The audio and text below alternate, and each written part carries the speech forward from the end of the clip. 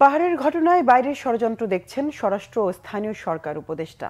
জানান, এই ঘটনায় কাউকে ছাড় দেয়া হবে না, গঠন করা হবে তদন্ত কমিটি। বিশেষ আইনশৃঙ্খলা সভা শেষে তারা এসব কথা জানান। এদিকে খাগড়াছড়ি ও রাঙামাটিতে সহিংসতা ও হত্যার প্রতিবাদে ৭২ ঘণ্টা সড়ক ও নৌপথে অবরোধ চলছে পার্বত্য ৩ জেলায়। পথে পথে নিরাপত্তা বাহিনীর জোর টহল। পরিস্থিতি এখন কিছুটা শান্ত। রাঙামাটি প্রতিনিধি নন্দন দেবনাথ ও খাগড়াছড়ি প্রতিনিধি HM প্রফুল্লর পাঠানো তথ্য ছবিতে ডেস্ক রিপোর্ট। বুধবার খাগড়াছড়ির দিঘিনালায় এক বাঙালি যুবককে পিটিয়ে হত্যার জেরে অশান্ত হয়ে ওঠে পার্বত্য অঞ্চল। সংঘর্ষে খাগড়াছড়িতে ৩ জন ও রাঙামাটিতে ১ জন নিহত হন। উদ্ভূত পরিস্থিতিতে শনিবার রাঙামাটিতে যান ৩ উপদেষ্টা। দুপুরে রাঙামাটি রিজিয়নের প্রান্তিক হলে বিশেষ আইনশৃঙ্খলা সভা করেন তারা। সভায় জেলার বিভিন্ন রাজনৈতিক দলের প্রতিনিধি ও প্রশাসনের ঊর্ধ্বতন কর্মকর্তারা উপস্থিত ছিলেন। সভা শেষে সাংবাদিকদের স্বরাষ্ট্র উপদেষ্টা অবসরপ্রাপ্ত লেফটেন্যান্ট জেনারেল জাহাঙ্গীর আলম চৌধুরী বলেন, পার্বত্য অঞ্চলে আইন শৃঙ্খলা বিনষ্টকারী কাউকে ছাড় দেওয়া হবে না।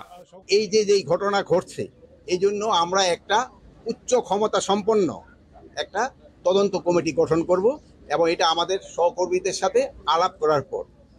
দ্বিতীয় প্রশ্ন হলো, আইন শৃঙ্খলা কোনো অবস্থায় অবনতি হতে দেওয়া যাবে না। আমি আপনাদের সবাই সহযোগিতা চাচ্ছি।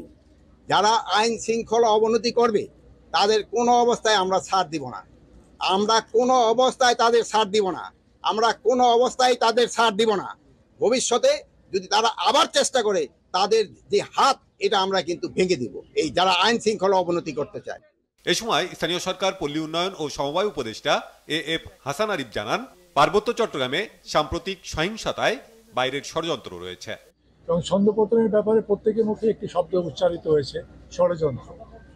যে বাইরের থেকে একটা যেন ষড়যন্ত্র করা হচ্ছে যে আমাদের এই সম্প্রীতিকে নষ্ট করার জন্য, এবং সেই জন্য একটা প্রত্যেক জায়গায় দাবিও আসছে যে একটা কমিশন বা একটা কমিটির মাধ্যমে তদন্ত কমিটি করে সেখানে সুষ্ঠু ব্যবস্থা করা।